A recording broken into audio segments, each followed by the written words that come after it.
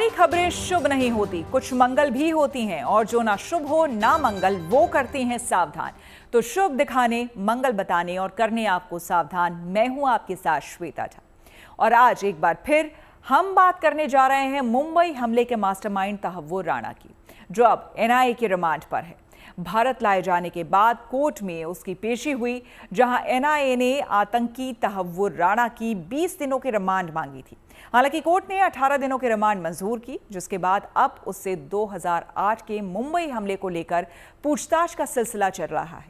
इन 18 दिनों में उससे 100 सवाल पूछे जाएंगे, जिससे पाकिस्तान भी पूरी तरह से बेनकाब होगा, जो तहव्वुर से पल्ला झाड़ने की कोशिश कर रहा है। आतंकी तहव्वुर को तो भारत लाया जा चुका है, अब मुंबई हमले के एक और गुनहगार हाफिज सईद का नंबर कब आएगा, ये फिलहाल सवाल बना हुआ है। मुंबई हमले का गुनहगार आतंकी तहव्वुर राणा कभी पाकिस्तानी सेना का डॉक्टर हुआ करता था। वो अभी एनआईए के रिमांड पर है। एनआईए के हेडक्वार्टर में डीआईजी जया रॉय और उनकी टीम उससे पूछताछ कर रही है। आज सुबह 11 बजे उसे एनआईए के लॉकअप से निकाला गया और फिर उससे दो कैमरे के सामने पूछताछ शुरू की गई। 18 दिनों के रिमांड के दौरान उससे जो पूछताछ होगी, उससे 2008 में मुंबई पर हुए आतंकी हमले की परत दर परत खुलेगी।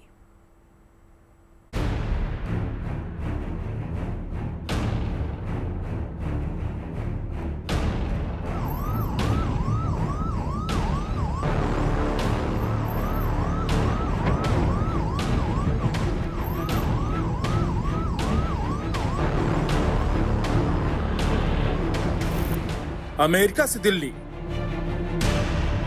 दिल्ली के पालम एयरपोर्ट से पटियाला हाउस कोर्ट और फिर पुलिस रिमांड पर एनआईए के मुख्यालय में बनी सेल तक पिछले 3 दिनों में यह सफरनामा है तहव्वुर राणा का, जिसे बुधवार को अमेरिकी मार्शल ने एनआईए के हवाले किया था। गुरुवार की शाम उसे लेकर स्पेशल प्लेन दिल्ली के पालम एयरपोर्ट पर उतरा। पटियाला हाउस कोर्ट में उसकी पेशी हुई और देर रात अदालत ने उसे 18 दिनों की कस्टडी में भेज दिया।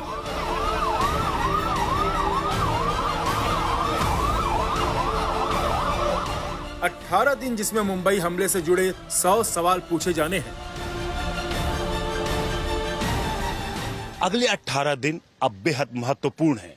26/11 के हमले में कौन कौन शामिल था, साजिश की शुरुआत कब हुई, उस वक्त तहव्वुर राणा कहां था, तहव्वुर राणा को इस साजिश के बारे में कब जानकारी मिली, पहली बार वो भारत कब आया, किस नीयत से आया, ये सारी पूछताछ अगले 18 दिनों में एनआईए तहव्वुर राणा से करने वाली है।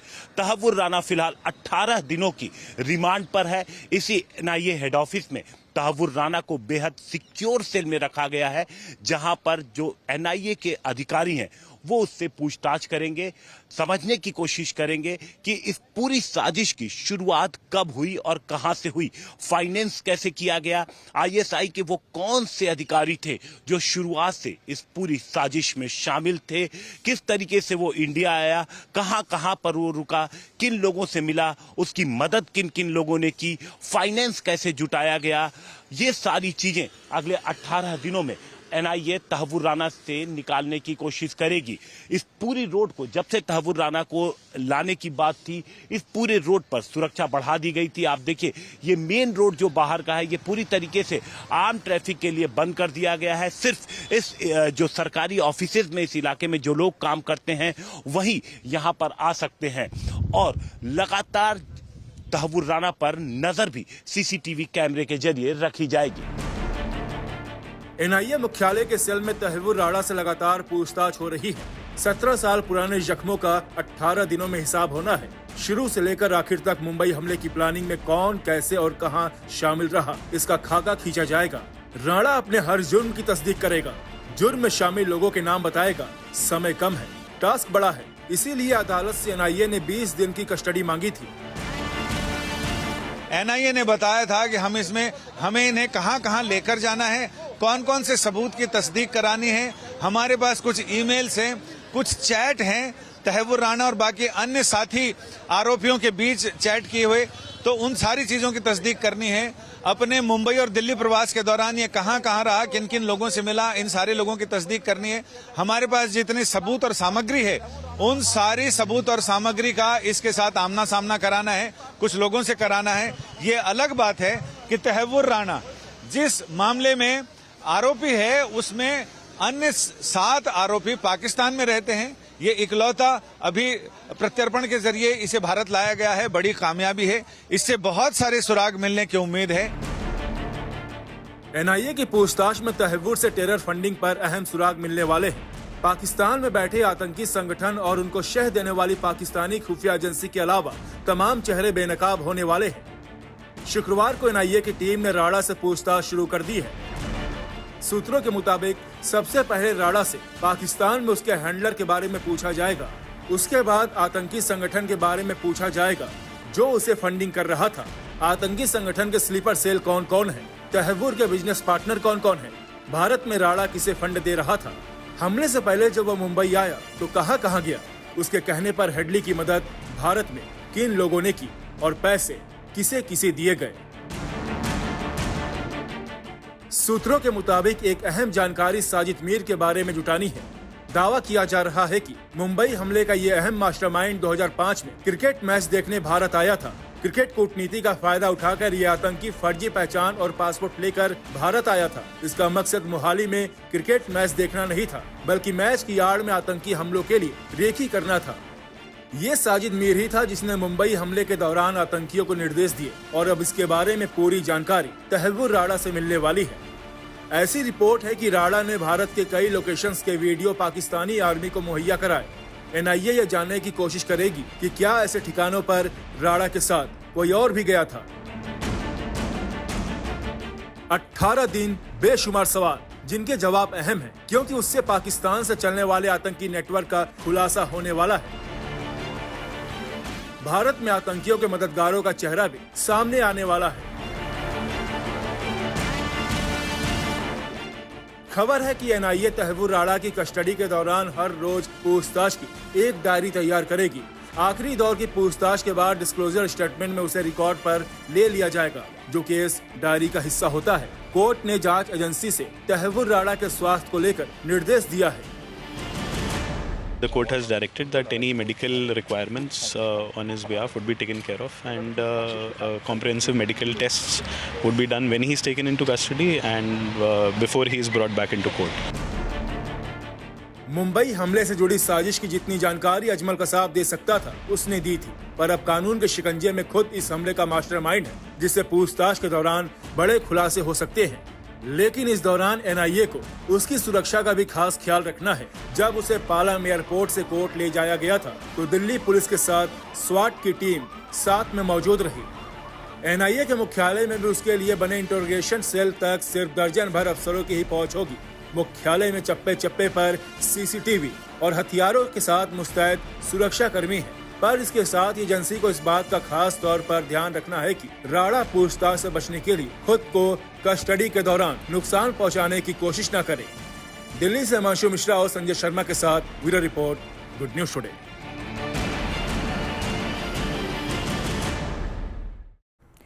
छब्बीस 11 हमले में पाकिस्तान का हाथ साफ हो चुका है, इसलिए अब तहव्वुर राणा के भारत लाए जाने के बाद से पाकिस्तान के होश उड़े हुए हैं, क्योंकि तहव्वुर राणा के जरिए मुंबई हमले को लेकर पाकिस्तान के और राज खुलेंगे। पाकिस्तान की फितरत ही ऐसी रही है कि वो अपनों को पहचानने से इनकार कर देता है। कसाब के जिंदा पकड़े जाने पर भी उसने ऐसा ही किया था और अब तहव्वुर से भी पल्ला झाड़ने की कोशिशों में जुटा है।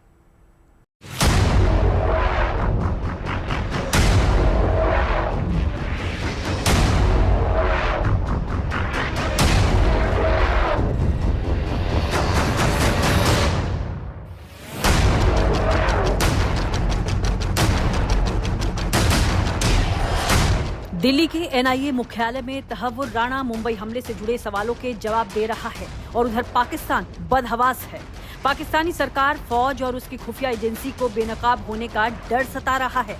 दुनिया के सामने उसकी पनाह में चलने वाले आतंकी नेटवर्क के खुलासे की चिंता है। इसलिए हैरत की बात नहीं कि तहव्वुर राणा के भारत आने के साथ पाकिस्तान ने उससे दूरी बनाने की कोशिश की। पाक का विदेश मंत्रालय दलील देने लगा कि राणा पाकिस्तानी है ही नहीं। Tahavur Rana issue, we have conveyed our position regarding his Canadian nationality. And as far as our record indicates, he did not even apply for renewal of his Pakistani origin documents for the last 2 decades. Pakistan की ये हथकंडे पुराने हैं। जब 26/11 हमले को अंजाम देने वाला कसाब जिंदा पकड़ा गया था, तब भी पाकिस्तानी सरकार ने उससे पल्ला झाड़ लिया था। अव्वल तो उसे पाकिस्तानी मानने से ही इनकार किया, पर जब वहीं की मीडिया ने कसाब का घर फरीदकोट में ढूंढ निकाला तो पाकिस्तान से जवाब देते नहीं बना था। पर आदत से मजबूर पाकिस्तान एक बार फिर बेशर्मी दिखा रहा है। उस तहव्वुर राणा को कैनेडियन बताने की कोशिश है, जिसे लश्कर-ए-तैयबा और ISI ने भारत पर हमले के मिशन के तहत कनाडा भेजा था। वहां उसने फरेब देने के लिए ट्रैवल एजेंसी खोली थी। सच्चाई ये है कि राणा की ट्रैवल एजेंसी ISI के पैसों से चलती थी। बाद में राणा अमेरिका के शिकागो में सेटल हो गया। शिकागो में ही लश्कर के कहने पर डेविड हेडली ने उससे मुलाकात की थी और भारत में हमले का प्लान बना था। शिकागो के उस इलाके में जहां राणा की इमिग्रेशन सर्विस की दुकान थी, हमारे संवाददाता गौरव सावंत 2011 में गए थे। डेविड हेडली इसी इमिग्रेशन सर्विस के सलाहकार के तौर पर भारत आया था। I am at the office of Tahavvur Hussain Rana, the First World Immigration Office at Devon Avenue. This is where Tahavvur Hussain Rana used to sit. You can still see Ray Sanders is sitting inside. He is the chief. David Coleman Headley used this First World Immigration, the name of this office, to spread terror, not just in India, but also in... ये साल 2011 की बात है, जब Headley के बाद राणा को भी अमेरिका में गिरफ्तार किया गया था।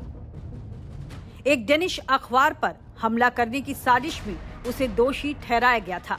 हालांकि अमेरिकी जूरी ने उसे मुंबई हमलों में सीधी भागीदारी के आरोप से बरी कर दिया था, पर लश्कर-ए-तैयबा के साथ उसके रिश्ते साबित हुए थे, उसे सजा हुई थी। और हैरत की बात नहीं कि जब भारत ने प्रत्यर्पण की कोशिश शुरू की, तब तहव्वुर को बचाने के लिए पाकिस्तान ने अमेरिका में लाखों डॉलर खर्च किए। डिफेंड करने के लिए $3 मिलियन खर्च किए गए हैं यूएसए में, एक रिपोर्ट्स के मुताबिक। वो पैसा कहाँ से आया? वो पाकिस्तान की एजेंसी खर्च करती है। यहाँ अगर फ्रंट खोला मुंबई में अटैक से पहले और सारी रैकी की, सर्वे किया, वेयरविदाल, डेविड हेडली, कोलमैन को जो मदद दी, वो सारा इसने किसके कहने पे किया, ये जानना जरूरी है। पाकिस्तान से न सिर्फ तहव्वुर राणा को मदद मिली, पैसे मिले, बल्कि पाकिस्तान सरकार भी उसके साथ खड़ी रही। 14 अगस्त 2023 को वॉशिंगटन में पाकिस्तानी दूतावास ने लॉस एंजलिस में पाकिस्तानी वाणिज्य दूतावास को एक पत्र भेजा, जिसमें लिखा कि राणा की कानूनी टीम प्रत्यर्पण के खिलाफ केस हार गई है। वाणिज्य दूतावास को इस मामले पर नजर बनाए रखने को कहा गया।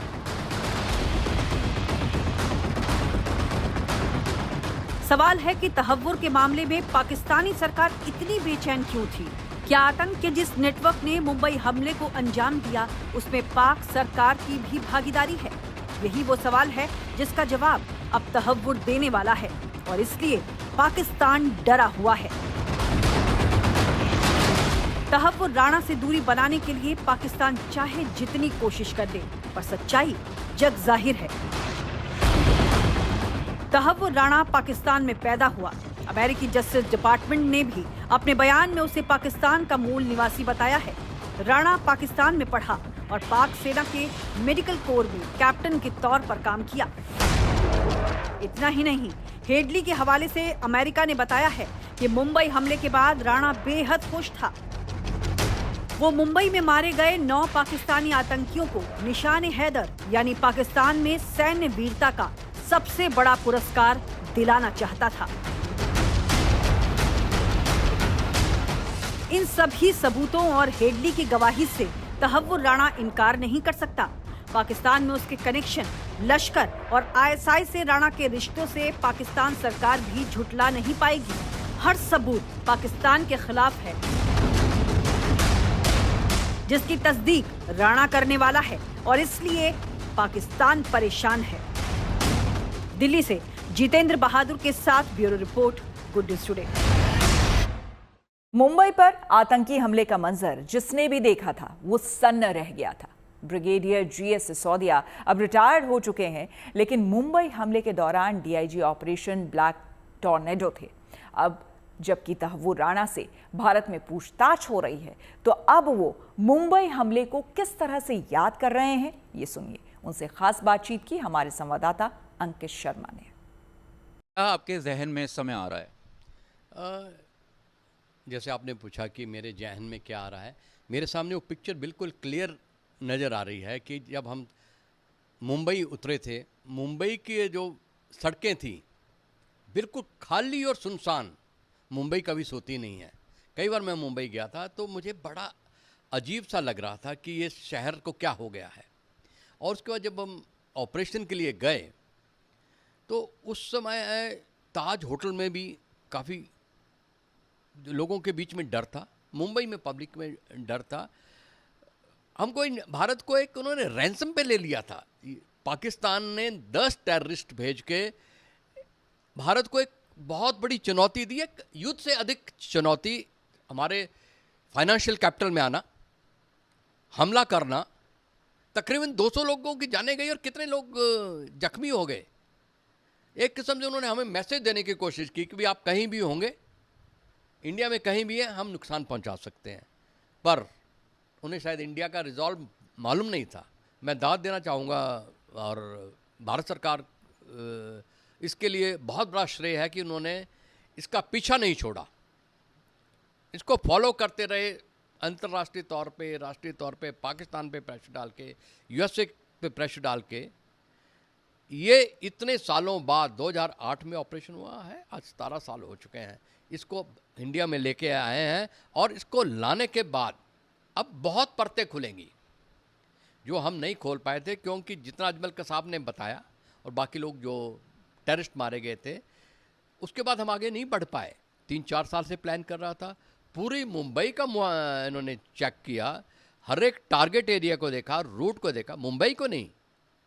जब तहव्वुर राणा आया था, ये आगरा गया था और बाकी जगह कई जगह गया, लोगों से मिला और मेरे विचार में वो मुंबई के बाद इनके और टारगेट्स भी इनके थे कि मुंबई सक्सेसफुल होने के बाद हम उनको भी हमला करेंगे उनके ऊपर। तो इसमें कड़ी कौन थी?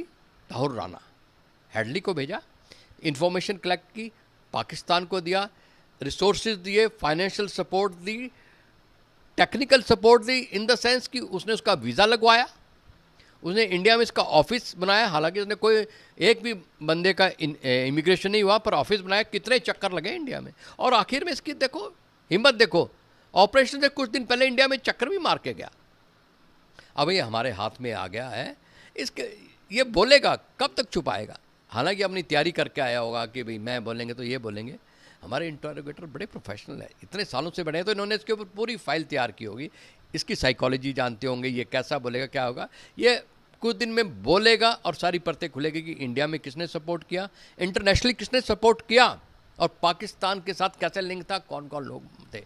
मेजर संदीप उन्नीकृष्णन, क्या याद आता है?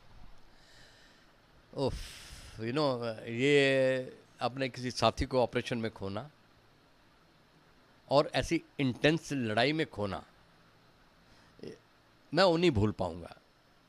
जब उन्नीकृष्णन का एनकाउंटर हुआ, उससे 1-1.5 मिनट पहले ही जब इनकी जो टीम जा रही थी, मैंने उनको ऑल दी बेस्ट बोला। वो सेंट्रल स्टेयरकेस से जा रहे थे, क्योंकि तब तक हमें पता नहीं चल रहा था कि ये कहाँ छुपे बैठे हैं। ताज बहुत बड़ा होटल है, 600-700 कमरे हैं, थोड़ा सा फायर फाइट, उसके बाद गायब हो गए। तो मैंने उन्नीकृष्णन को बोला, best of luck, get success. उसके 1.5 मिनट में दूसरी पार्टी मूव कर रहे थे, मैं दूसरी पार्टी की तरफ निकला तो फायर की आवाज़ आई। फायर से पता लग गया कि ये 2 तरफ का फायर है, तो मैं समझ गया एनकाउंटर हो गया। वो बहुत ज़रूरी था, अगर एनकाउंटर नहीं हो तो एस्टेब्लिश ना हो तो पता नहीं चलना था। उन्नीकृष्णन ये जो लड़ाई है, ये जो सफलता मिली है, मैं इसका श्रेय मेजर उन्नीकृष्णन को देता हूँ। अगर ये मनोवर नहीं करते फायर हुआ, इनके बॉडी को लगे, उनका वापस ले जाओ। इन्होंने एक साइड स्टेयर से जाके पीछे से उनको लेने की कोशिश की, तो इन्होंने उनके ऊपर फायर किया, ये शहीद हो गए। इन्होंने कम्युनिकेट करना बंद कर दिया, पर हमें पता लग गया कि भाई ये लोग इसी एरिया में। इसमें भी एनकाउंटर हुआ तो पता चल गया। एनकाउंटर हुआ और इसमें हवलदार गजेंद्र की बहुत अहम भूमिका, अगर वो नहीं होते, उन्होंने गोली लगने के बावजूद भी उनके ऊपर फायर करते रहे। फिर हमने ऑल्टरनेटिव प्लानिंग की, जहाँ सीढ़ियों की लैंडिंग थी वहाँ हमने ब्लास्ट किया। हमारे पास कंट्रोल ब्लास्ट होते हैं, वॉल में ब्लास्ट किया और कमांडो ने एक साथ जंप मारा, 2 कमांडो ने उन पर फायर किया, टेररिस्ट ने भी किया, पर लकीली हमारे नहीं लगी। जिस तरह से ये जस्टिस हुआ है तहव्वुर राणा का, भारत के अंदर आना काफ़ी सारे जो राज है, काफ़ी सारी परतें हैं, उसको खोलेगा। उम्मीद है आपका दिन शुभ रहा। तो कल की मंगल कामना के साथ आपको रहना है सावधान। तब तक के लिए मुझे दीजिए इजाजत। आप देखते रहिए गुड न्यूज़ टुडे।